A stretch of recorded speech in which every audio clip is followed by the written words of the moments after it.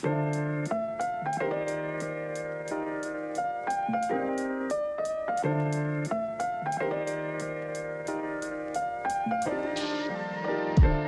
up, everybody? Welcome to another episode of Welcome. Filling the Gap. We at it again. Me and Pops are here, and as always, for those who are chiming in, if you don't know, this is our mission statement. Yes. Filling the Gap is dedicated to bridging disparities and creating equitable opportunities for all individuals. We believe our mission is to identify and address gaps in various domains. We strive to empower individuals and communities, ensuring that no one is left behind, and together we can fill the gap and build a brighter future for everybody. Everyone. Everyone. There should be a song back in the day called Everybody. I think it was a house mix that we used to play all the time. Be like, dum dum dum dum dum dum dum dum dum dum dum. Yeah. Ow. That's what he said in it. So everybody. We're at it again. For those who may be asking, why is he drinking that nasty green juice? It's not bad, but we're also fasting, coming up on the end of our fast. So this fruit and vegetable juice smoothie is very good. Organic super fruit greens. I'm not trying to promote, but if you see this, you can call me for this advertisement. Right. This is day 16, I think. Day 16. Day 16, last week. Almost done. 3 more days left. So with that being said, how you feeling? I feel good. I've been like eating, but not eating because I'm like, it's still a fast, but like not eating as well. It's kind of been both. Huh? Like, cause like it's a fast, and I want to eating healthy. Like, yeah, I'm eating healthy, but I want to feel the fast. Like, I just don't want to eat healthy, because you can eat healthy and still just eat. Yeah. Like, so I wanted, like, I did kind of both. I didn't eat as much, but I was still eating. Gotcha. Eating healthy, fasting is always good, even if you do intermediate fasting or however you do it. But we're doing 21 days straight. So we're coming to the end of it. I'm grateful for that.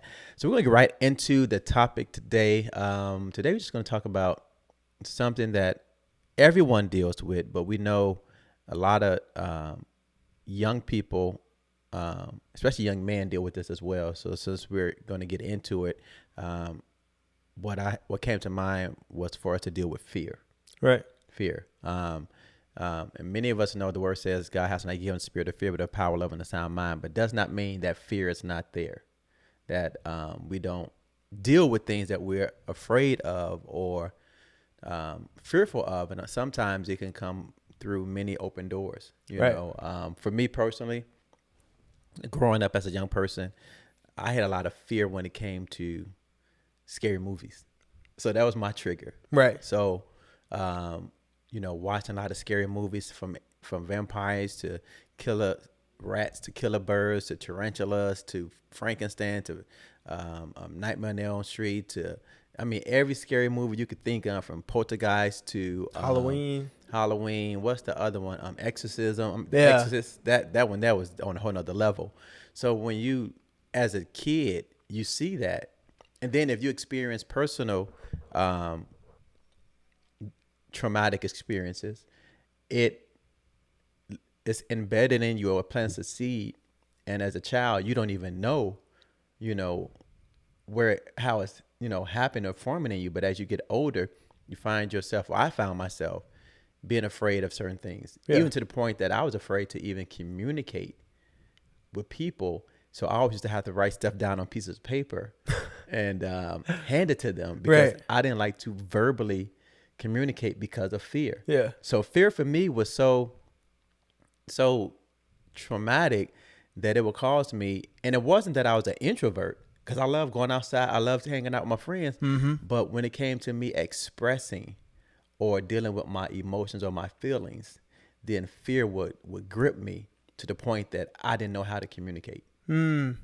So was it based off just assuming that what they said that you wasn't gonna like, or what they said when you talked?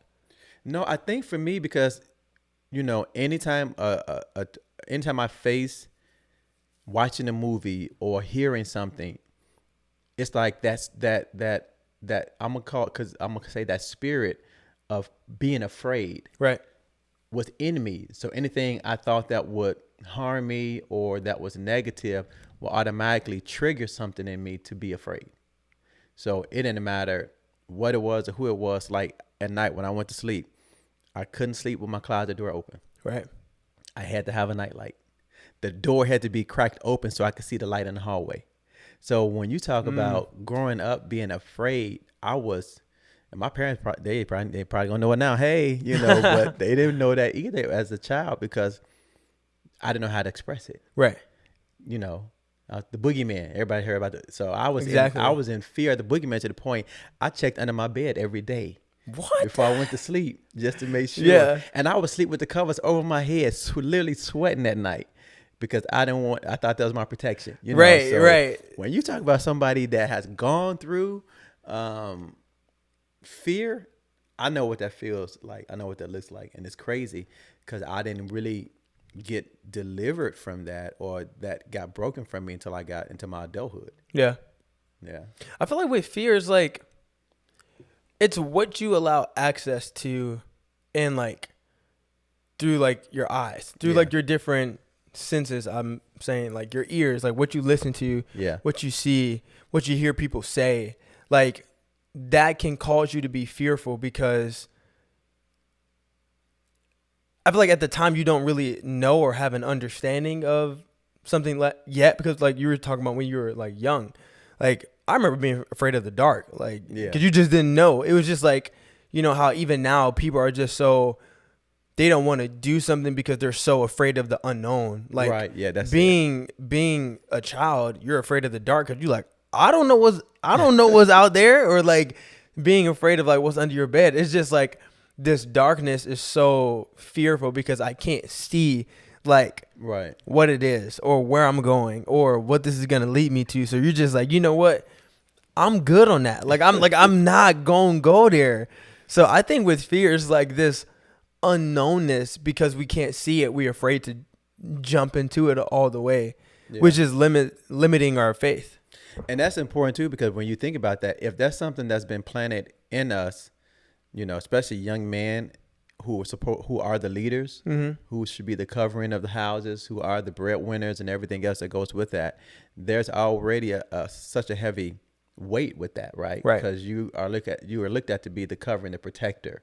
So you have to know what that looks like. But if you're being raised to be afraid of certain things, and then you start seeing other things on TV, about abuse or, shootings and discrimination or environments and things that's going on top of everything you're dealing with as a young man or a young person in your household, it's going to create an imbalance in a person to where they're not really flowing in the purpose that God created them because of fear. Yep. And we talk about the unknown. That's deep, because then you open up the door for peer pressure. You open up the door to get other people's opinion or approval of what you should or shouldn't do, because you're afraid to stand on your own 2 feet to do what you really believe in your heart you should be doing. And that's crucial. That's crucial. I feel like we can be so driven by people's opinions that it either hurts us or benefits us.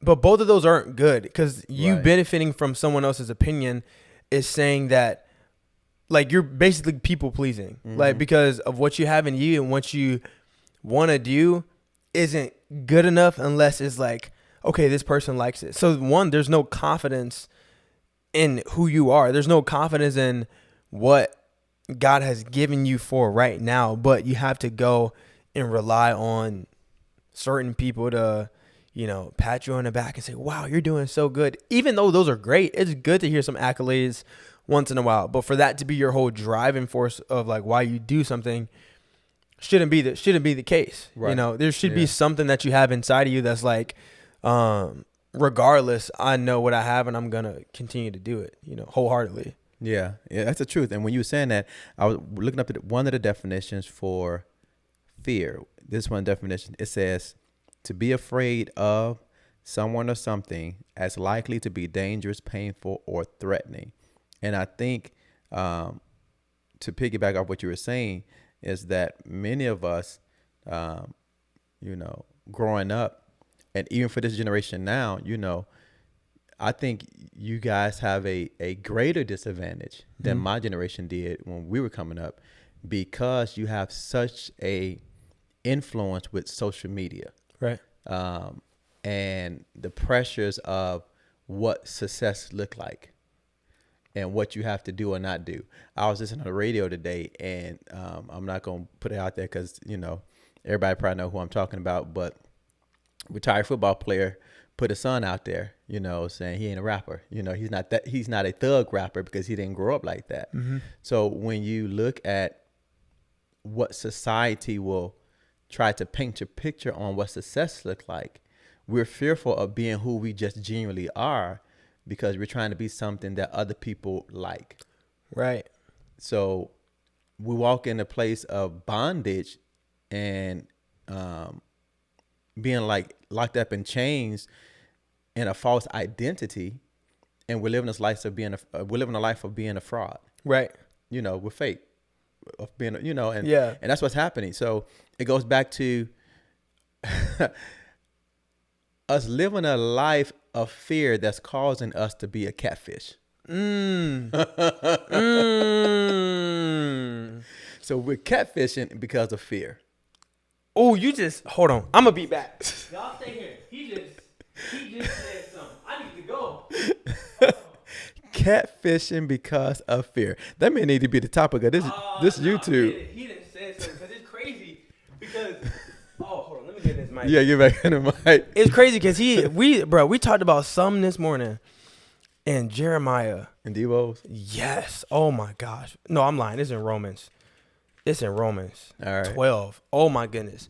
Bro, it's that same thing. In Romans 12:2, it says, don't copy the behavior and customs of this world, but let God transform you into a new person by changing the way you think. Then you will learn to know God's will for you, which is good and pleasing and perfect. So many times we want to copy and be like other people. This is exactly what we talked about this morning.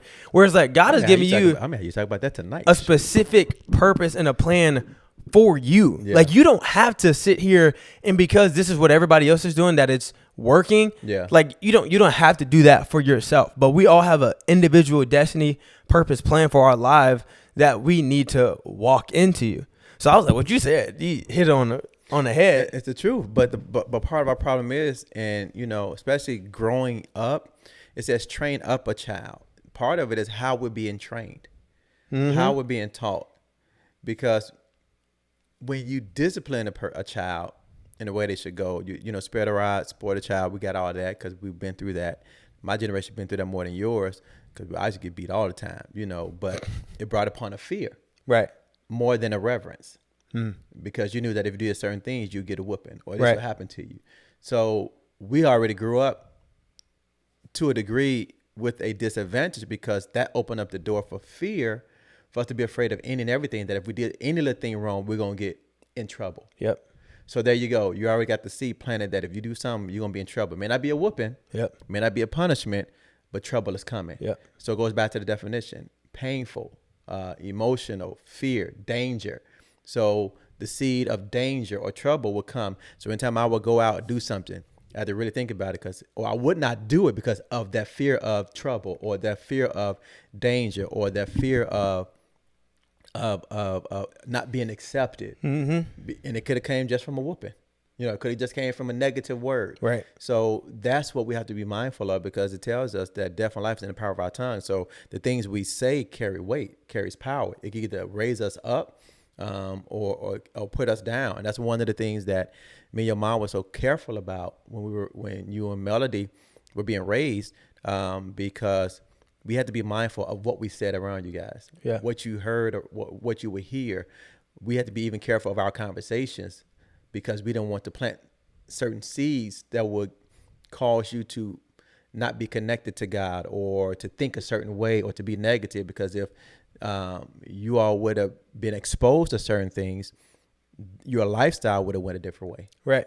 And because we covered you all in certain areas of life to not be afraid, and we pushed you to trying to do everything that you believe God has called you to do, I think that helps also build up a young person's confidence and ability to overcome obstacles or the spirit of fear, because you know you have somebody supporting you. Right. So part of the problem is that a lot of young people, especially young men, don't have that support system. Right. You know, we were just talking to someone not too long ago, and God gave me a word to encourage his spirit because I felt he needed that. Yeah. And sometimes just hearing an encouraging word can build or boost one's confidence for them to continue to go on. Because I was like, even in my own personal life, I can say, and a lot of people ask me this before, whenever I'm saying like I'm going into a new endeavor or a new something like this, they're just like, oh, what do your parents think? I was like, my parents are going to back me up with, whatever I do, because they Right. have trust and believe in me. So I'm just like, when you say that, it's so special because I know for myself, I know I've had that, but it's hard because a lot of people may have not had a, parent or father figure to be there to support them in like their endeavors and the things that they want to go towards. Yeah. And that's a whole nother topic of discussion, because when that doesn't happen, now you're dealing with not only is a person being groomed by fear or negativity, now they have to contend with unforgiveness, Right.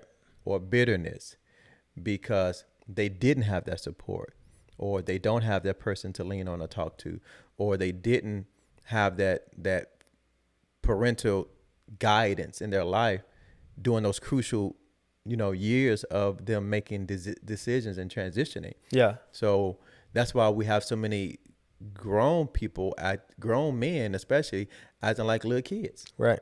24, 25 years old. Then when you deal with the situation, you revert back to 15 years old because of that simple reason. Yeah.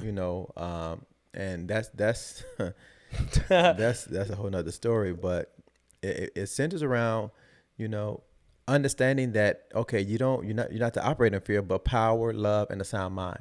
So that's an example that those three components have been missing. Anytime someone is operating in fear, that means they're lacking those three elements. They're lacking power of who they are. Yep. A sound mind, because they're dealing with thoughts. Yep. What's the other one? Power? Love. Love wasn't there, because love covers the multitude of sin, which means love will break the spirit of fear. So if the love wasn't given at a young age, it automatically opens up the door for fear, Right. for confusion. That takes away the sound mind, because they're beating themselves up in negativity because they're upset and angry. Nobody was there for me. Nobody loved me. Right. I don't think I could do that because I don't think I can make it. Right. I'm not smart enough because I didn't graduate. So the enemy has a free reign in their life because of that. And then number three, power. So that means you have no power because you've given it all away.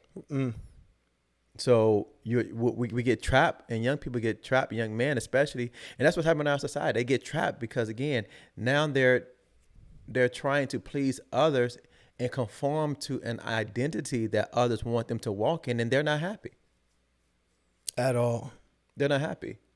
So, and that's one of the things I was grateful for, that I never, even to this day, I refuse to compromise, because if you know who you are, there's no reason for you to compromise. Right. If your relationship is solid with who God has called you to be and with Him, you have no reason to compromise.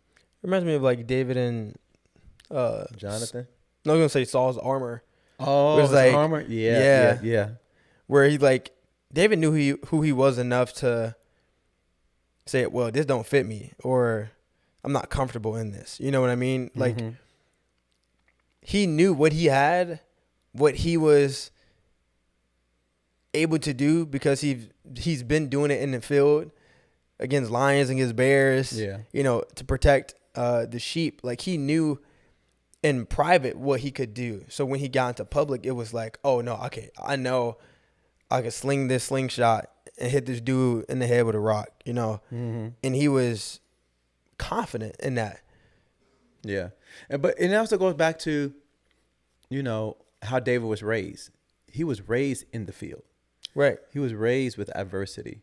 So he knew no fear because he had no reason to fear, because he conquered that because of how he was raised. Right. So when you look at the other story with the master who had the three servants, right? Yeah. The two did very good, But the one who had the one talent, he buried it. And he said, I was afraid. I was in fear. Yep. And when you think about that analogy as well, why was he in fear but the other two wasn't? Because of the relationship. And sometimes what happens is if we don't have that relationship, which again develops the love, gives you the power and the sound mind to be great, to be successful, Right. then we revert to that place of fear. He didn't have the relationship the other two had, because if so, he would have ran with it. Right. They said, "What?" You said, "You do what with this? What is mine? Right. I'm gonna make it double." Right. And they went out. They operated in power. They had a mind because they had a plan. Yeah. And then they did it in love because they value what their master did. So part of fear is, again, relational. How was a young person's relationship with whoever raised them growing up? Yeah. How was their environment that they were in when they were being raised? So even, for example, with you,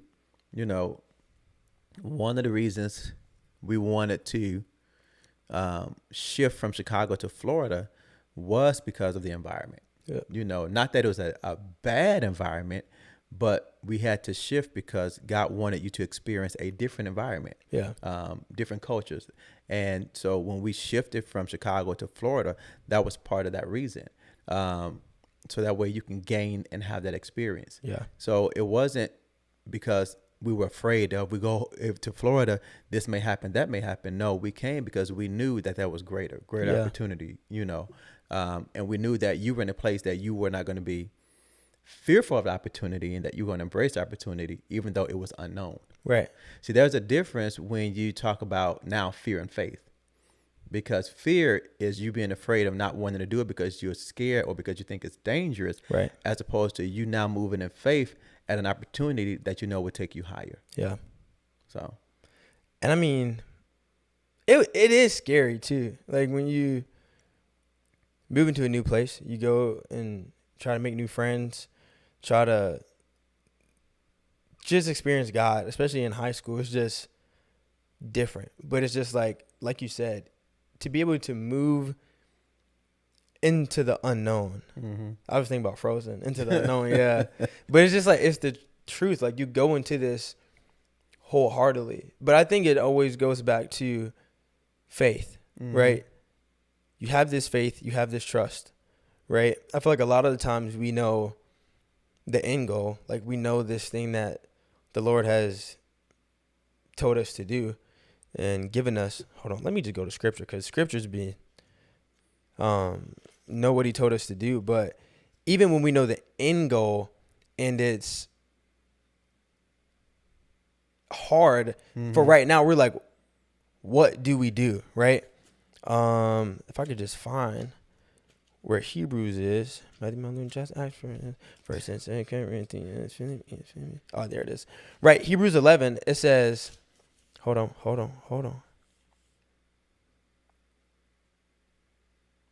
What did it say? It was talking about Abraham.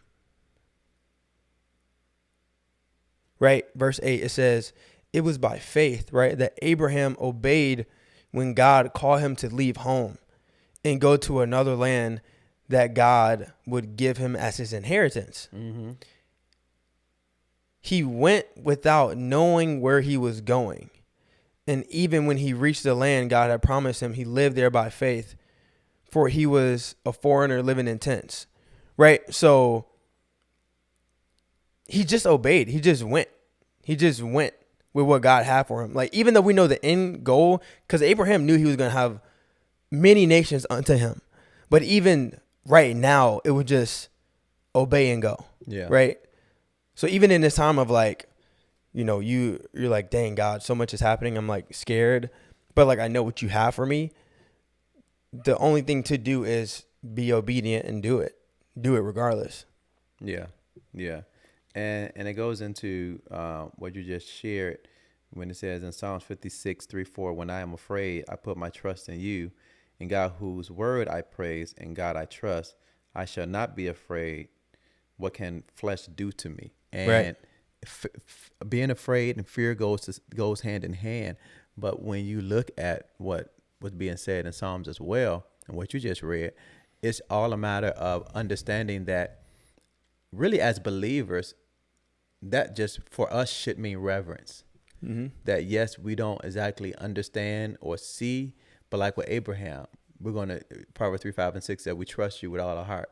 We're not gonna lean to our own understanding, but in all our ways acknowledge you, so you will direct our path. So when you look at fear is like, because I can't see it, I'm not going to trust you because I don't have that relationship with you yet to do it. Right. And it goes back to, again, love. Where's love? Where's that mind? Where's that belief system at? And for many people, and even for people who are Christians or those that walk in faith, a lot of, people struggle with that. What does faith look like compared to fear? Right. What does love look like compared to obedience? Because a lot of times we say we love God, and the word says, if you love me, feed my sheep. If you love me, A, B, C, D. But we're afraid to move forward because we can't see it. And the reason we can't see it is because the relationship is not as solid as it needs to be for us to trust what he said in his word, that it's going to come to pass or it's going to happen. But he needs us like Abraham just to move. Yeah. And that reminds, that of us in 2015, we stepped out on tremendous faith. Leaving Chicago, coming here in less than 30 days. You're talking about the whole house, ministry. I mean, we had everything. So when you're talking about trusting God, and to be honest, when we heard God and he told us to do it, there was no fear. God started moving things so fast that we had no choice but to just do it. Right. And I think part of our challenge and my encouragement to everyone is to develop that level of trust in God where when he is speaking and he's moving, just do it. Yeah.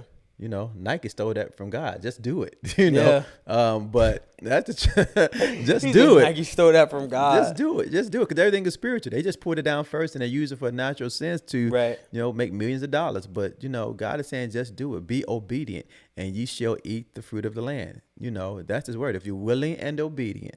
So he's saying you don't have to know it all or trust it all. Just walk by faith. Yep. Be obedient.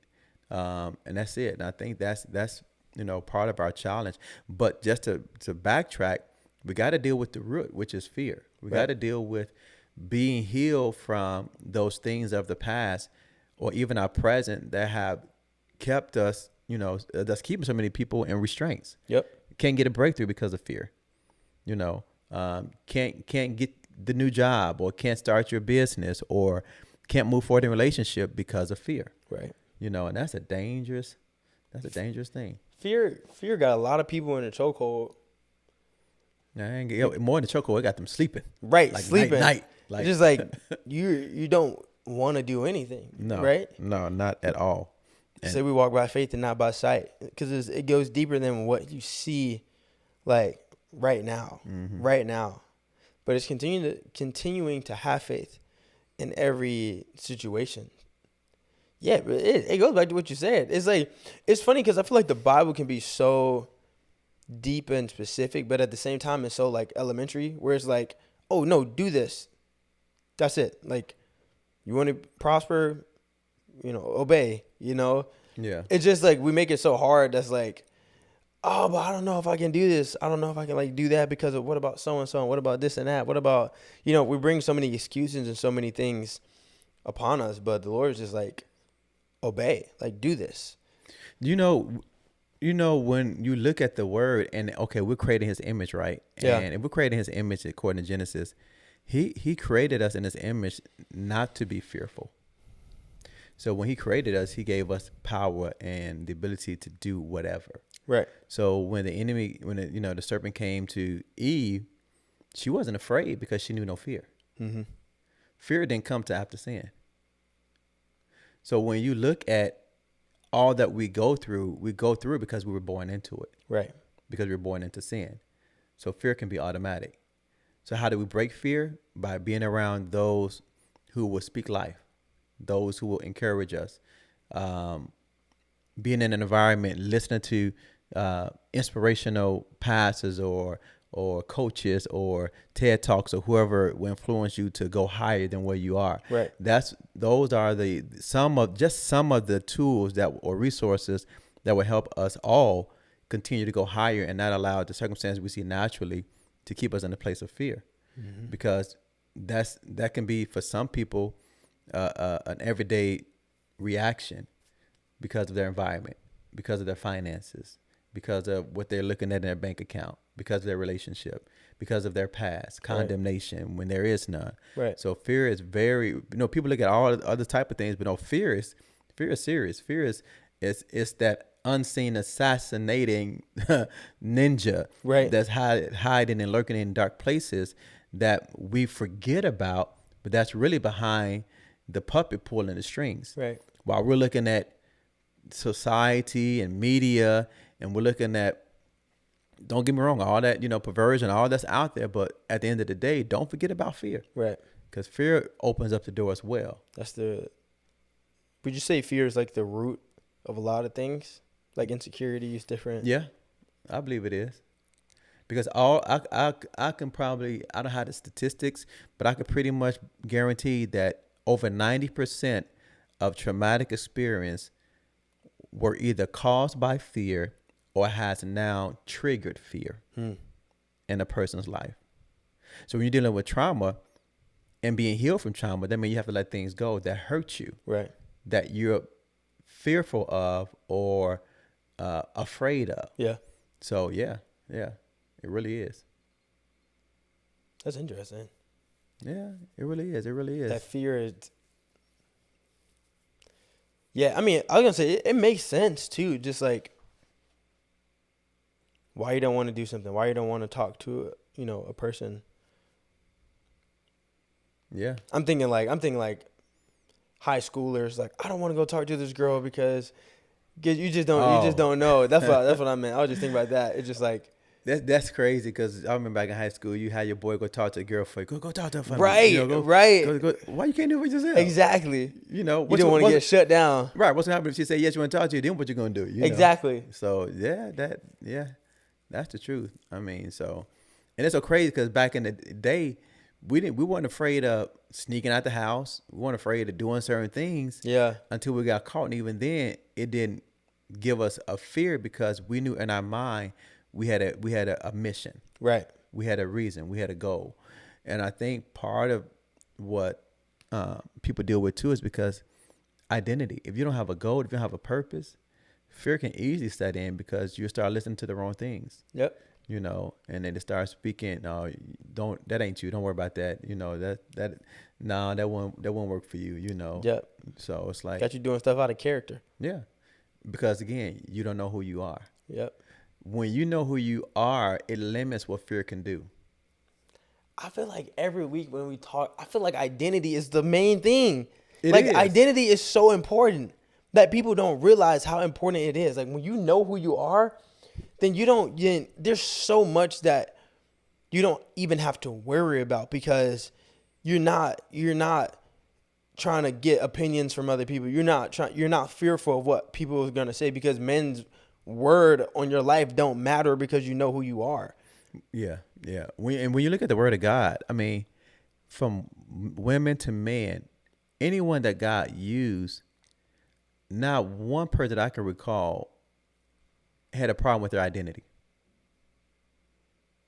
Not any major person he used, from Daniel to Samuel to Elijah, Elisha to Timothy, to Paul, no one had a problem with their identity or had a problem operating in fear, even to the point that it would take their life. So you're right.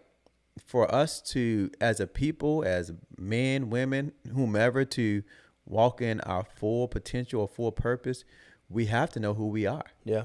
Because when you walk in your authority, then there's no place for fear. Because you're operating in your power, you operate with love and a sound mind because they flow together. Yep. You can't have one without the other. And that's what's so pivotal. I said pivotal. That's what's so pivotal in, this day and age, that you have to know who you are. Yeah. You can't be afraid to think out the box. You can't be afraid to go left when your whole family is going right. You can't be afraid to go up when everyone else is going down. Yeah. You can't be afraid to go against the crowd when everyone else is going one way, you doing something else. When they're going out partying, but you got to go pray. Yeah. So it's like Joseph. We talked about that before too. you have to know who you are and what you're doing so you can be in position to really help somebody else. Right. So you can't be afraid. You've been commissioned and mandated. You just got to walk in it. Yeah. Yeah. So Walk it out. Walk it out. yeah, yeah. So that's all. I mean, I think that's about it. Hey, if you got some feedback on it, if you got a story you want to share or comment or give a testimony on what you've gone through as it relates to fear or anything in that capacity, hey, reach out to us. Social media, Instagram, you can reach out to Fill in the Gap as well, podcast. You can reach out to me, Clarence Brookins _ of course, on all social media platforms. And Mine's is Malik _Brookins. yeah. So I think it's pretty good. Gives food for thought. Yeah. Think about it. Any closing words? Fear. Don't live your life in fear. Don't live your life in fear. That's it. Until next time, be blessed. See you.